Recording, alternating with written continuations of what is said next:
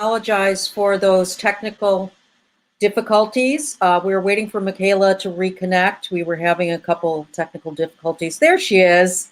But I think we are good to go for this morning. And welcome to the May edition of WiLD, everybody, Women in Learning and Development.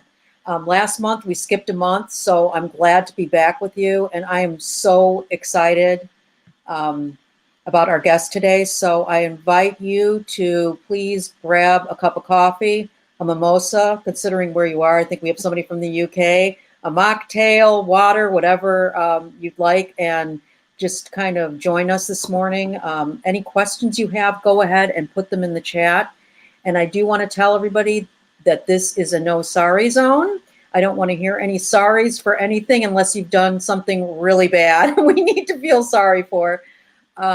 So without further ado, I'd like to introduce our guest, Mikaela Kiner, and she has her own human resources company, Reverb, here in the Seattle area. We're both in the Pacific Northwest. Welcome. Thank you so much. Thanks for having me. I am incredibly excited to join you and the group today. Yes. So I'm wondering if we can just kind of get started. If you could tell us, I'm going to say your story, sort of how you kind of became involved in the human resource profession and take it from there. Sure. Well, it's kind of easy to start. I always say I came by this work honestly because both of my parents are plaintiffs' attorneys. They're employment lawyers. Okay. So what that means for anyone who doesn't know is that they're the ones who sue companies when they mistreat people, when there's harassment, discrimination. And they both do that. So I grew up hearing all those stories as a kid at the dinner table and just thinking there's got to be a better way to do this stuff. This seems crazy. So I didn't start my career in HR, but I quickly ended up falling into HR, going back to grad school, and started out in recruiting like a lot of HR folks do. But really since 2000, I've been practicing as an HR professional. And about 15 years of HR in big companies led me to, one, get kind of tired. I have 2 kids and worked a lot when the kids were smaller. Yeah. They're teens now. But eventually just kind of led me on this path of first getting certified as an executive coach. And then realizing if I stayed in those big corporate head of HR jobs, I was afraid I would never have time to coach and practice what I had come to love. And something I wanted to get good at it. I thought if I'm going to get good at this and do this as a profession one day, I should start now. So that's really what led me to launch my firm just about 3.5 years ago. So can you just kind of tell me a little bit about Reverb? So I know it used to be uniquely HR, and you kind of I can't think of the word, realigned to Reverb. Sort of what you kind of specialize in. Sure. And how you've kind of structured your company. Yeah, we rebranded in January of this year for 2 reasons. One is that term of HR has gotten an increasingly worse reputation. And I was actually at an event of tech professionals and academics. I was at a table, there were no HR people, and we had this opportunity to put out a question to the group. And so my question was, what do you think about when you hear the term HR? And they started with the dungeon, the dentist's office, the torture chamber. So by the time we were halfway around the table, I said, I'm definitely dropping HR because that was what I was contemplating. Nobody said the principal's office. I always thought I was going to like I was in school and I was going to the principal's office. People were scared of HR. Yeah, it was worse, like the torture chamber. And I'm thinking, oh my gosh, I mean, we like to help with engagement and inclusion and making sure the right people get, bonuses and promotions. Like we're not about the principal's office, right? So that was part of the reason for the name change. The other piece was that while we do HR consulting, so we'll do HR projects, we work a lot with startups. We'll come in and set up HR for startups. And then if they're growing, we'll run their HR just part-time, a day or 2 a week until they're big enough to need a full-time HR person. But the other things we do are leadership development and executive coaching. And a lot of people don't associate those with HR. So when we have the name Uniquely HR, they would say, well, that's confusing. You do more than HR. So, well, I think of it as sort of anything that has to do with, growing and developing people. I lump it all together. But what I found was that other people, including our clients, don't. So dropping the HR has actually helped them to clarify that what we do is bigger than just human resources. Yeah. So you are a very huge force for women. Has that always been something that you've been interested in, or how did that kind of come about? Because I know you have a lot of women who work within your firm, and I'd love to hear more about that. Yeah, thank you. Well, my experience, I call it the myth of the meritocracy. I really didn't think it mattered, that I was a woman in a professional setting. I spent 7 years at Microsoft and 6 at Amazon, and I just thought, I'm going to do my job and hopefully get rewarded and recognized for the work I do. And that was true. I mean, to a large degree, I think it was true. But what I found was as I became more senior, and especially throughout most of my career, I was the only woman sitting with the executive team of my clients, the VP or eventually the CEOs. Mm-hmm. And it started to matter. It's my experience started to feel different. And one example, this is like an example, I think, where it all hit home for me. It sort of created this cascading effect. I had joined an organization as the head of HR. It took a couple of weeks for them to announce me internally. They never issued an external press release. And I was like, oh, that's kind of odd, but, maybe that's the way it is. I don't know. Mm-hmm. And I didn't feel like greatly included, but then I thought, a lot of times people don't really like HR. So maybe I need to help them understand what I do and what my team does. Right. And then within several months, a very junior finance person joined the company. And he was good, and I helped interview him, and he joined. And there was kind of a uniform for the guys. All the guys wore their jeans, all the guys wore their button-up shirts with the sleeves cuffed, and then in the winter they wore fleece. And women don't really have a uniform. So about a week into this junior person's tenure at the company, we're in a room with some executives and the CEO. He walks in, he's in the guy uniform, and the CEO claps him on the back and she's like, hey man, it's so great to see you. And it was this moment. I was like, nobody clapped me on the back. Nobody thought it was great to see me. And I'm supposed to be an executive at this company, right? And it was just this moment of feeling like I'm so different. And I think it's because I'm a woman. I don't really have another good explanation for why I face that treatment.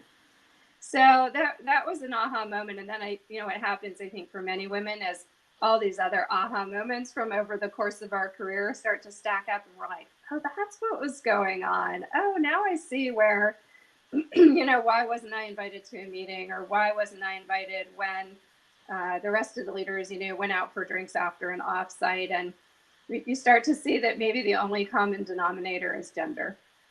Well, and what has happened, I think, in the past is we said, well, that's kind of the way it is. Yeah. That's just kind of the way it is. So as women, we'll accept this and we'll just kind of move on. Yeah, very much. We've been conditioned that not that these things are good, but that they're normal, and that this is what happens in the workplace. And if we speak up, we often put ourselves in peril that we can be labeled as the complainer, the difficult person. We can lose the troublemaker. Our job feels at greater risk probably than the job of the person who actually initiated whatever that misbehavior was. So that was a big turning point for me. And then in starting my own firm, I had learned, I sacrificed a lot. I think we all do when we were juggling with jobs and kids. And so when I went on my own, I created sort of my own tenets around, I'm going to work with and for people I like. I work hard, but I also take my daughter to school, once a week. I'm going to enjoy what I do. I'm going to make sure there's respect and integrity. And that's really how we work. And, it's attracted a lot of women, both to the team and female clients as well. So the team we're a staff of 7 right now. Coincidentally, the staff is all women. We do have an office, but we're also virtual and remote. We all, sort of come and go as it's convenient. And what I found, some of us with kids, that's a big benefit. But then I have a team member, she doesn't have kids, but she's like, hey, I like to sneak out and go to the rock climbing gym at 3 before it gets crazy. And then I can come home and finish up my work. And that same person said, hey, I'd really like to spend the winter in Bali. I said, well, why don't you do that? Like, there's no reason not to do that. She writes a lot of contracts. She is okay just talking with clients over calls. So she and her husband went and spent 2 months in Bali, and we all got our jobs done. It wasn't a big deal. And so I really like to promote and encourage the kind of flexibility that I didn't personally have in my career, and a lot of women still don't have. Well, I'd love to hear from the individuals in the chat, and I'd love to talk a little bit more about that, because even though great strides, I think, have been made in the world of work, we still think of work, as something heavy. And what you're talking about is the ideal to many, but that's not many workplaces, unfortunately. And to me, that's amazing. So how do you find that kind of place?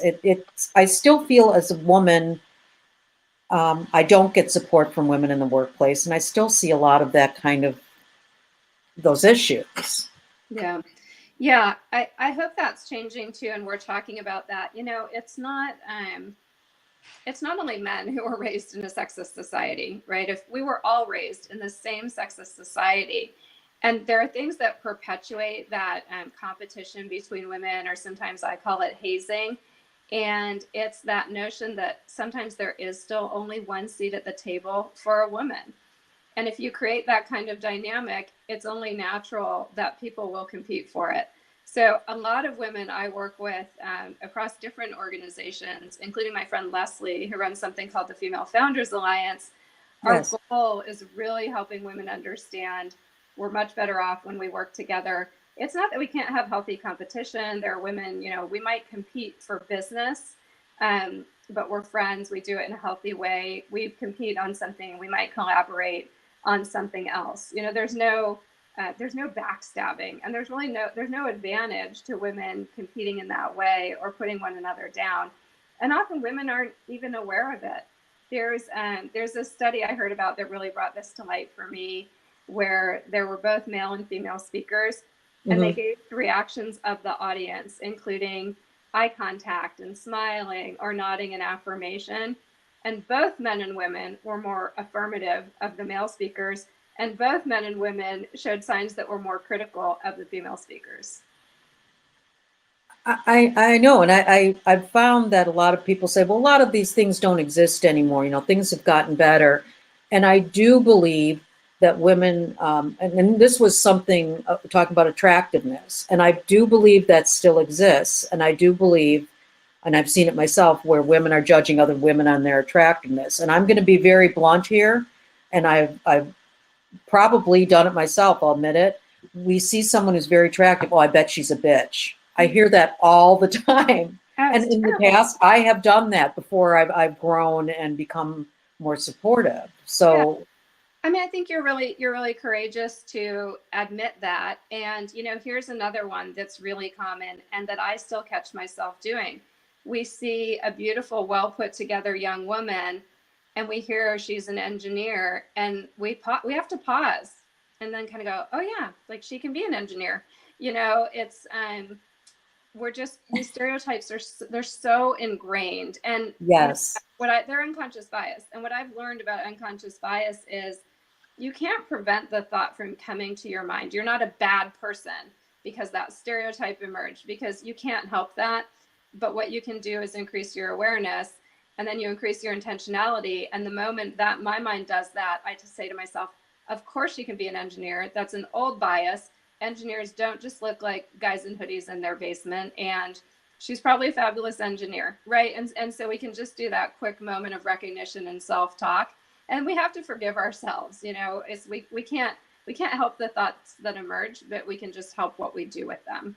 Yeah, and sometimes I question myself and say, but I'm a woman. So if I'm saying this about somebody else, what does that mean I think about myself? Because I'm a woman. Yeah. So, and then okay, but yeah, like you said, catching yourself, and I know many of us do it, and I don't know if many of us want to admit it, but I know I've done it. Women are extremely hard on ourselves. There's a large degree of perfectionism, not to mention that we're raised to care for others and very little to care for ourselves. And all of this leads to imposter syndromes, where you see women with huge, accolades, degrees, professional experience, global experience, and they doubt themselves. Recently, Michelle Obama was quoted as saying, she's like, oh, I have huge imposter syndrome. I thought I wasn't good enough. And we're all going, Michelle Obama, but we all do it because it's just ingrained, and hopefully that's changing. My daughter, I always talk about my daughter when I talk about women. My daughter's 14 and she's in 8th grade. And right now she's doing her 8th grade project on women's empowerment through rock climbing. And she's interviewing women climbers at her gym. And she asked them 2 questions. She said, does climbing make you feel more empowered as a woman? They all said yes. She said, do you experience sexism in the climbing community as a woman?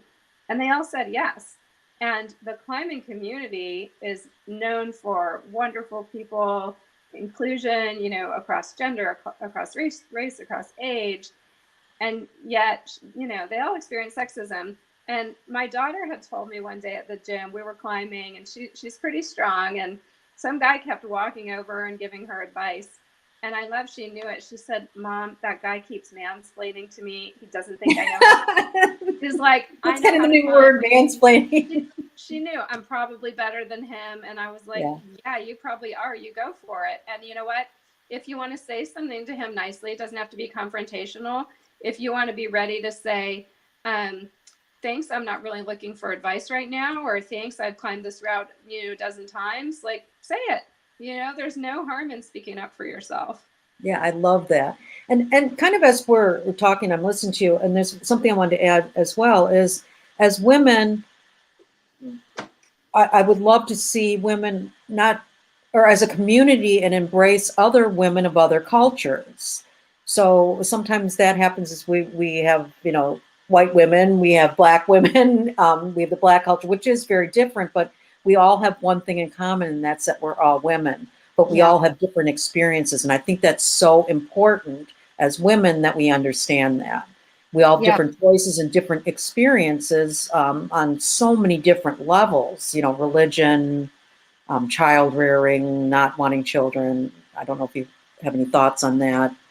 Yeah, well, there's a colleague introduced me to a hashtag called All the Women Are Not White, because often this is one of those unconscious things. And if you are speaking or reading, you might see this: women and people of color, which it loses the intersectionality that there are women of color, right? And we talk and generalize in this way. I had this question. I talked to a number of colleagues about this, a number of women of color, to say, help me understand why this commonality of sisterhood, why haven't we all joined forces? And, what they educated me was that, yes, there's a plight that we share as women. There are greater and different plights for women of color. And so until white women can recognize that, and can recognize that we're not all facing the same challenges, the same injustices across the board, white women also need to listen to and really hear the stories of women of color. If you take something, numbers help people understand things. If you take something like the gender pay gap, if you average that gap, women might make 78 cents on the dollar as a whole. But white women are at the top of that pyramid. Yes. You look at the pay gap for Black women, for Latino women, that gap is bigger, And so again, we have to acknowledge, and when we just use one number to explain the pay gap, that in and of itself is racist. I mean, I learned this on a podcast I listened to, because again, we're burying the information that's more representative of the women of color. Absolutely. And I want to include in that transgender females, people who identify as women. And so they have a tougher road as well. I don't know if there's any statistics out there on pay, what the pay gap Yeah. is, but that's something as well that, and I know it is difficult for some people, but that those individuals need to be embraced as well because they're sort of really on the outside. Yeah, there's a fabulous short YouTube video that was put out by the women who do a podcast called Battle Tactics for Your Sexist Workplace. And they use Skittles. And one is a white woman, one is a black woman, and they go back and forth. And they're like, "Oh, I'm sorry, you're a woman. I have to take some Skittles out of your jar. Oh, and you're black, so more Skittles come out of your jar. Oh, and we have children, more Skittles out of the jar." And so they're just layering on each of these, they're penalties, right? For every difference that we have as women, and then you get into color, orientation, etc. For each one, when it comes to pay and a lot of other things, it becomes a penalty. Yeah. And when we talk about these things, and I say that we're fueled by women, but we're for everyone, our WiLD, is that we have a number of men in this cast, which I love. And so I don't want to be exclusive of men and make it seem like they're the enemy either. So I'm hoping that men aren't getting that feeling. But I do feel too, women need more men as their allies. And that kind of brings me to the Me Too movement, which I've been reading some things that within the Me Too movement, it's kind of, there's some backlash that now men don't want to invite women into those rooms that we haven't previously been in, and that it's caused sometimes some more issues. And maybe we can talk a little bit about that, and I'd love to hear your thoughts. Yeah. I'm really glad that you're bringing this up because some of my biggest advocates and allies are and have been men. Throughout my career, in those corporate jobs, and even today, a lot of the people who really advocate for me and for the work that I do. And yeah, nobody should feel bad about having privilege. Privilege is a fact, right? We were born into a certain circumstance and race, gender. Obviously, these are things that for the most part we can't control. So we shouldn't feel bad about the privilege, but we just need to recognize what's the power that comes with it and how can I use that power for good? And our advocates and allies are doing. As far as this, it's been called now the Pence effect because Vice President Pence has said, I won't go into a closed door meeting with a woman. I won't go out to an event where there's alcohol without my wife and all these things. And yeah, it risks, excluding women even further from places where we've already been excluded. And unless you treat men the same way, if you also say, I won't go behind closed doors with a man, I won't, go out with men where there are drinks unless my wife is there. It's sexist, and it's an illegal behavior. It's an extremely harmful behavior. And, I like to step back and think about this, which is that men are not fired for complimenting a woman's sweater, right? This is not harassment. And it's just not that confusing. And, we talk about confusion as a form of resistance. So men who think, can I meet with a woman now? Can I work with a woman? Of course you can meet women. Of course you can work with women. You can't assault women. You can't harass women. By the way, you never should have been doing those things anyway. And I like to use the standard test of, would you say this in front of your family members? Would you say this in front of your spouse, grandparent, or children? Would you say it in front of your customer? Do you want it repeated on Twitter and Facebook? And if the answer is no, don't do it at work. But it's just, it's not as confusing or gray, I think, as some people are making it out to be. And the thing is, I shouldn't be shocked, but I think, some of these things, they really don't happen. And I wanted to share that I was at a conference. So it was a tech conference. And I was talking with one of the partners I work with some of the women in the booth. And they were telling me that they were getting hit on by men in this booth. I thought, what? This is a professional conference. I mean, I know I sound very naive, but I couldn't believe it. They said, oh yeah. And I said, well, maybe it was somebody who's from another culture and didn't quite understand. And they said, no, it was a guy from Minnesota. So I guess that really surprised me. And I've heard we have a Slack channel, and somebody had posted in the Slack channel that a woman that she has been getting messages from men on LinkedIn. I don't know if you've heard that. Where I got one. I got some. It was I don't know who that person was. Hello, beautiful Mikaela, and I was like, block. I mean, I don't know who you are. right, and I don't know if it's spam but those things still happen, and a lot of times we just think, oh, that's normal, and ignore it. And I think sometimes men who are allies don't realize that it still happens, because we just, like the women in the booth, oh well, they just brushed it off. Yeah. You know, that happens. So no, it absolutely happens. You know, as when you started sharing that, it reminded me there's a it's the virtual assistant. You know, it's a bot, and your bot can be named Amy or Andy through this one particular service. And I heard the inventor, I heard him speak 2 years ago at an HR tech event. And one of the things they had done for the female bot, Amy, they counted how many times Amy got asked out. So this is, first of all, it's not a human. Now, whether they knew it was a human or not, this is someone who's helping you schedule a business meeting, and then you're taking the time to email them and ask them out. I mean, this is completely inappropriate and offensive. And it was something like 10% of people asked Amy out. And it was just obscene. yeah, and it made me think. Oh, I'm sorry.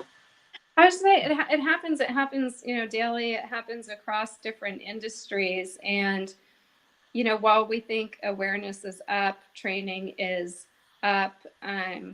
If you think that these behaviors have been going on for decades, it's sad but understandable that it's going to take some time to reverse those behaviors.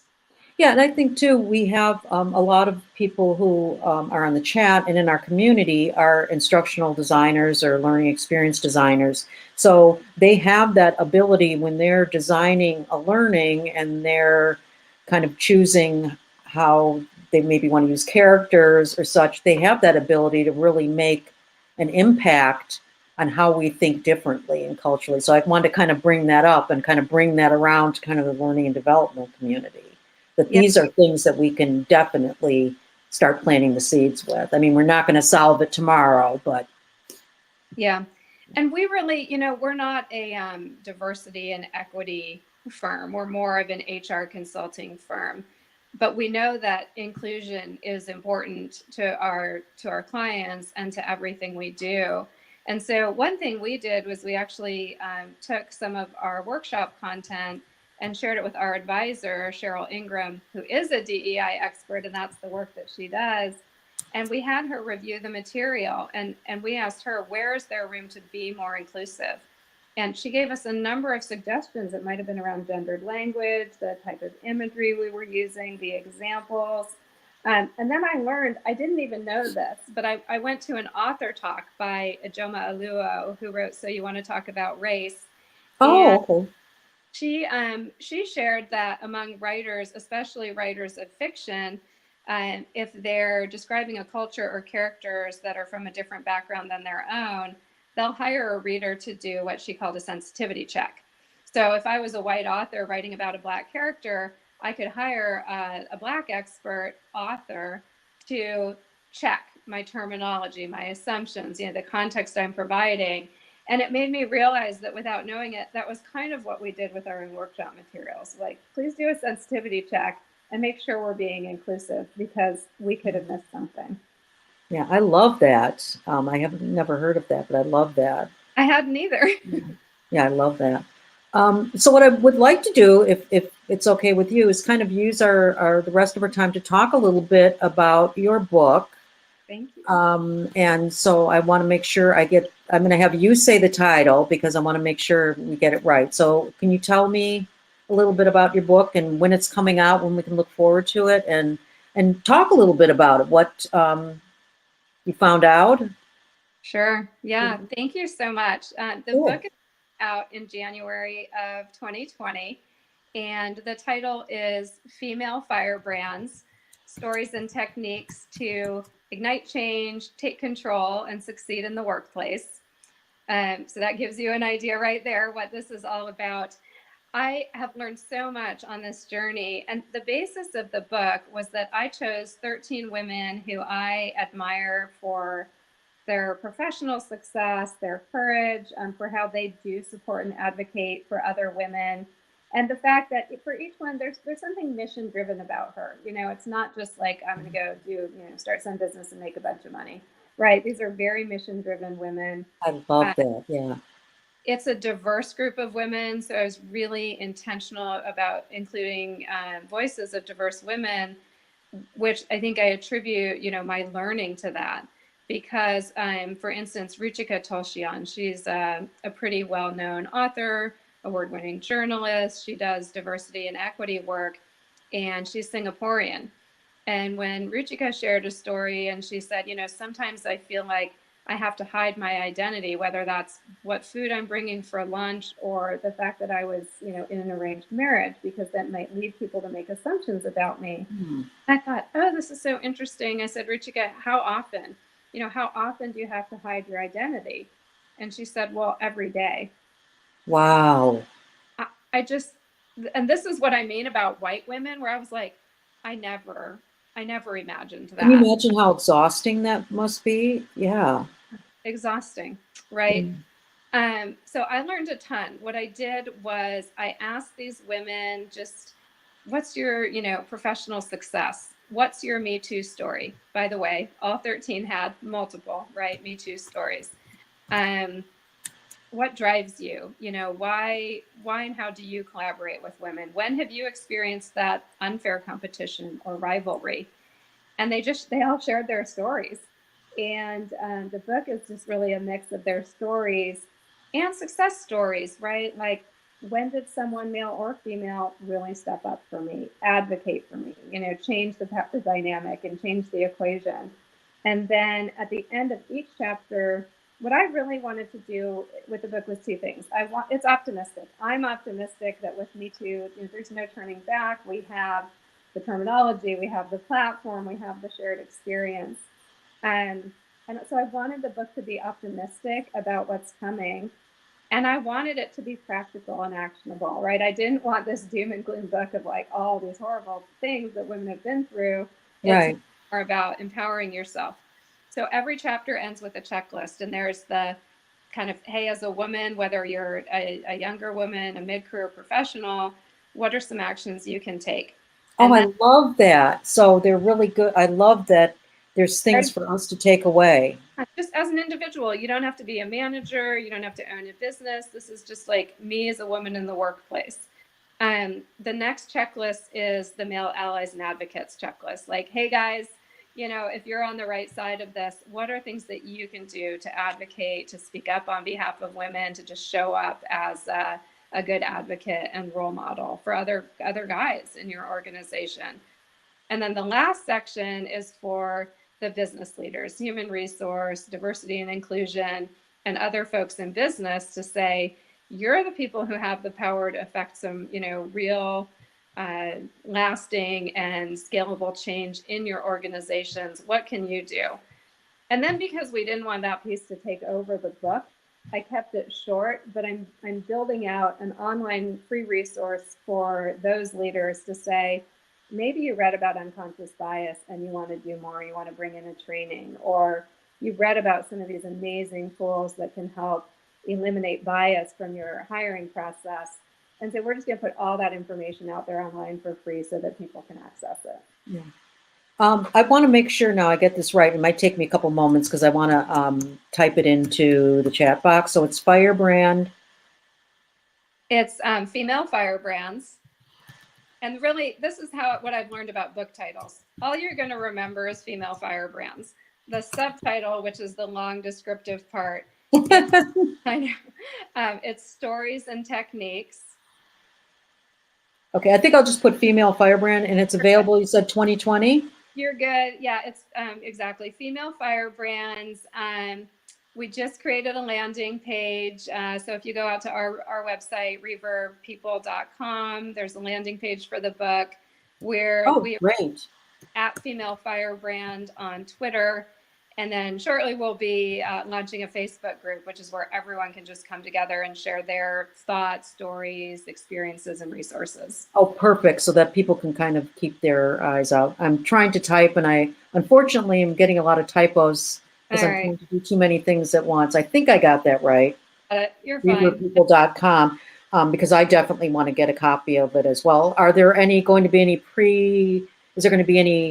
pre-release party or anything that's going to be happening in the Pacific Northwest or via online live streaming? Yeah, all of the above. So the kind of marketing and promotion will start in September, and that's where we'll have a lot more information. We're going to start providing some excerpts and downloads from the books, including the checklist for people to access. And then I'm still learning about this because I've never written a book, but the first version, before it's ever in retail, there's something that's called an ARC. It's an advanced release copy or something.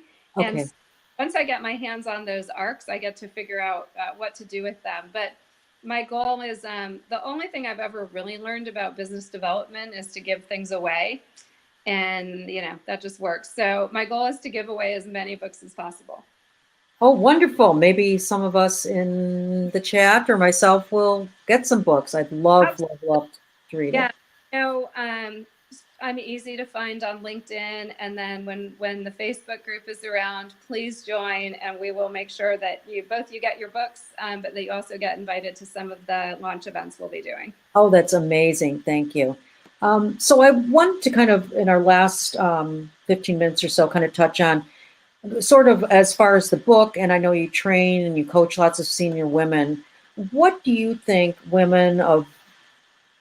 is there a path of all ages, or maybe we can talk generationally, kind of career path or some things we can do for our careers?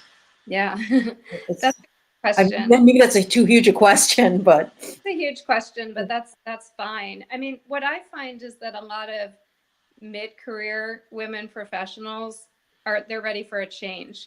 Maybe you've been doing that kind of the grind, you're working for someone else, or you're working in something that you're not personally passionate about. It's not fulfilling and rewarding anymore. It might have been earlier, but there's a shift that happens.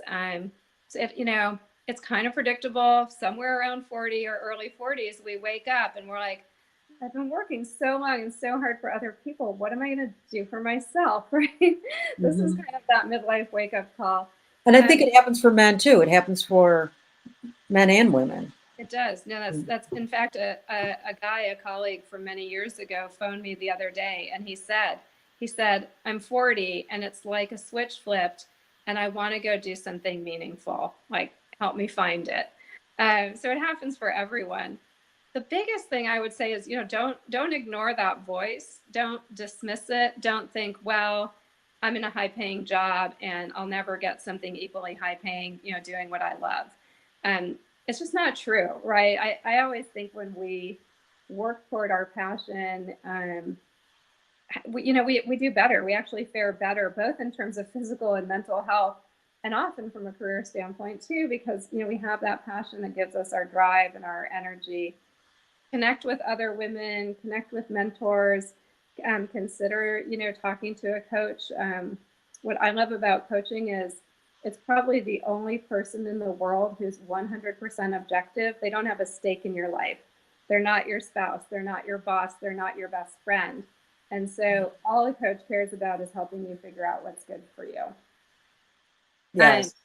What I'm finding with younger women, and we interviewed a group of younger women for the book too, who we called the next generation.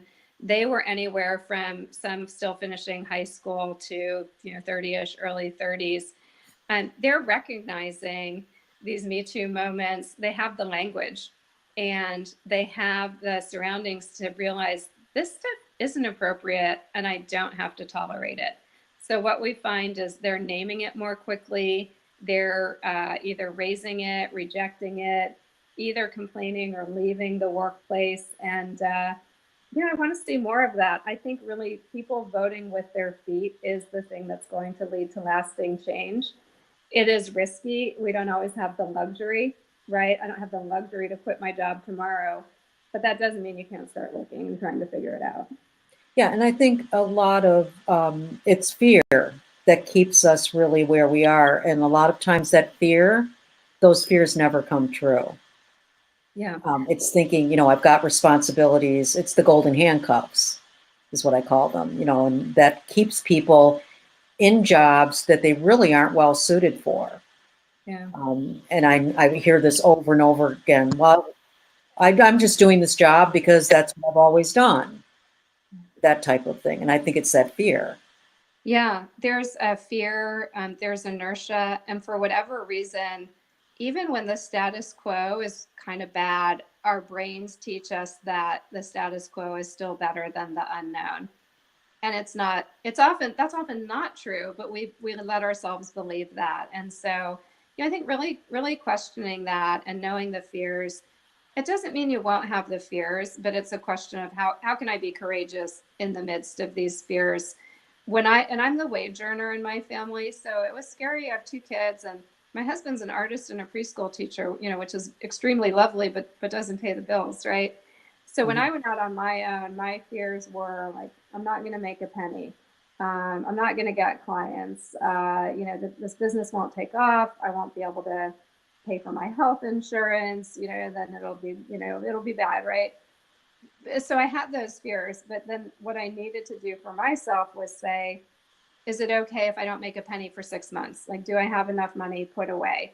Are there some changes we can make in our spending that will give me a little bit more time to explore this?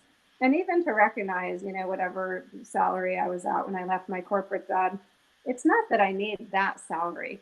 I need something. I mean, we all mostly need something. We need to make a living. But I didn't need the exact same salary. And then because of some changes in my personal life, let's say, I have more time, so now I can shop and cook more than ordering out or eating out. Like, that saves money. I have the flexibility to work from home, so some of those, parking and commuting costs are going to come down. These things save us money. So I think it's really important to look at the whole equation and do the Absolutely. math. Do the math both on the numbers, but also on what are the stories I'm telling myself and which of those are true and, which of those am I making up?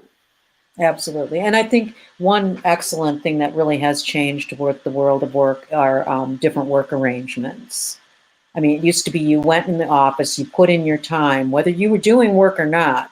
The fact that you were there, the senior leaders felt that you were doing work. Well, now we've got remote options, we have consulting, we have contracting. A lot of people I know in our group do consulting and that type of thing. So really there are a lot more options than doing a corporate job, and that's not for everybody. Yeah, exactly. I mean, I really do hope that flex time is overcoming FaceTime, that old arrangement of I have to be at my desk for 9 hours. Like you said, whether I'm productive or not, it's like, no, I'm paying for you, so I just need to see you there in case I need you, right? Right.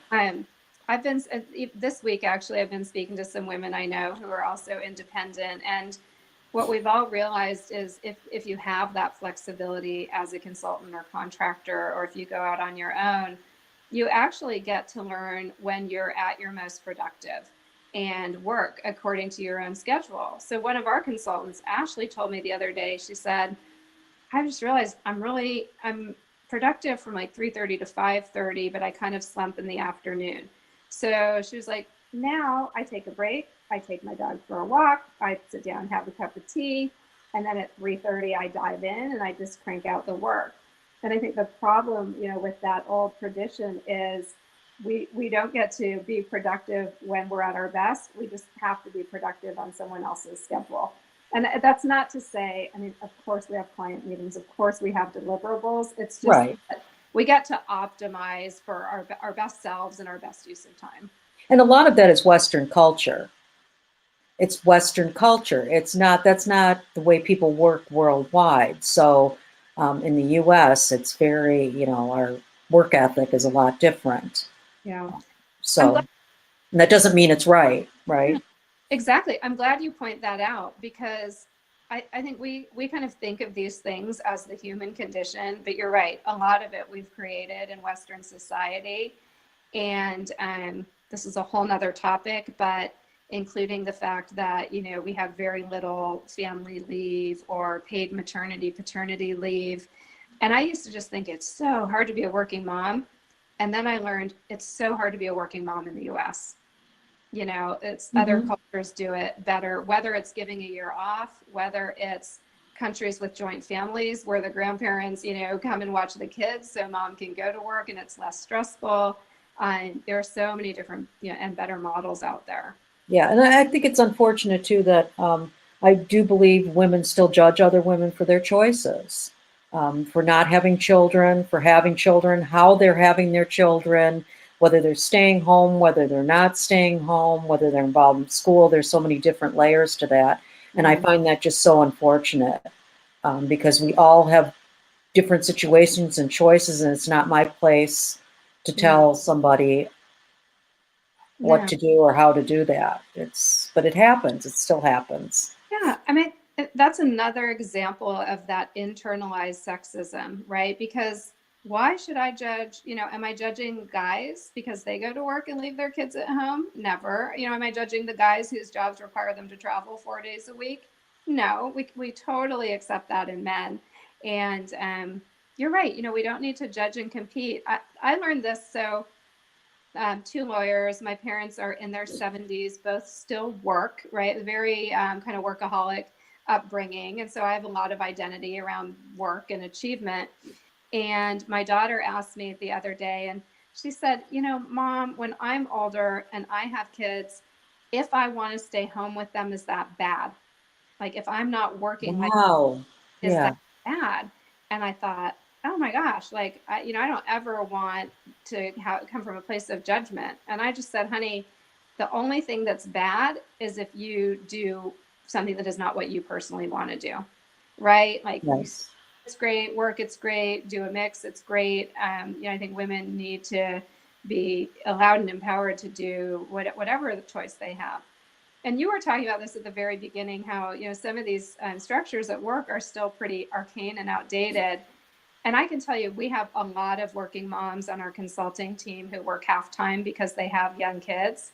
And those opportunities are still so few and far between that most of those women, they probably wouldn't be working if they couldn't find an arrangement that let them do really good, challenging work on a part-time basis. And companies are losing out big time because many companies still don't have those opportunities. Absolutely. So it looks like we just have a few minutes left. So I don't see any questions in chat, but I just want to ask you if you were to just sort of leave with some parting words of kind of go forth and, you know, what would be some kind of parting words for men and women of how we can kind of move forward and create a change? Yeah, that's a wonderful question. You know, we can all be better advocates and allies for ourselves and others, both men and women. You know, we talk a lot about male advocates, but women can be advocates too. If you see or hear something, Absolutely. you hear a woman being interrupted, you know, hear that heap eating where a man in a meeting takes credit for another woman's idea. Whether you're a man or a woman, you can speak up and intervene on that person's behalf. And there is so much research and free toolkits on this stuff. You know, as I started exploring, you actually wouldn't believe if you just go and look for something like advocacy checklist or unbiased, unconscious bias checklist, how many resources are available for you as an individual if you just need to learn or get a few tips. Yeah, and I think it's so important to know we're human. We're going to make mistakes. We're going to, you know, like earlier I admitted, I've done these things myself, but it's being aware and being able to quickly kind of turn your brain in another direction. And it's baby steps because we've been so conditioned, it takes a while to uncondition ourselves. But when we do, we realize, wow, the world is very different than we kind of have been conditioned to believe it is. So I think it's just, you know, be gentle with ourselves as we go forth too. Right. Yeah. Baby steps are fine. Mistakes are fine. If you make a mistake, you take responsibility and move on. And I would leave again with the optimism. It is a great time for women and girls, right? There's opportunity, there's visibility to all of the stuff that's gone on in the past and that we can start prevent from happening in the future. there's so much dialogue around this. And I would just say, take advantage, insert yourself, be part of the conversation. Yeah, absolutely. So we are at 9 o'clock. It did go fast. I thank you so much, Mikaela, for your time today. I know you're a very busy woman. I appreciate you taking time for all of us. And we look forward to your book. And thank you so much again for joining us today. Really appreciated it. Thanks for having me. It was a fabulous conversation. I really enjoyed it. Okay, thank you. And we have information in the chat. Bye, everybody. Have a very good day. See you next month.